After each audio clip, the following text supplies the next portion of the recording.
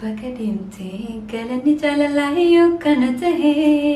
allamu naaf kahe annama jaalachuu ansirratti jiile deeme jaalala kumadhe guyyaa walitti dhufne jaalalaan taphanne akka gosa koottee waan jetteen daganne akka fedhi teenyaa siilaa eegadabne biyya kanan taa'u jette kakakkattee sitate garake murate har'a dhugonfatte humami galanni jaalalaayyo kana tahe allamu naaf kahe annama jaalachuu ansirratti jiile deemeen jaalala kumadhe. Akkam jirtan uummata keenya, ani Hannaa Muhammadin jedhama.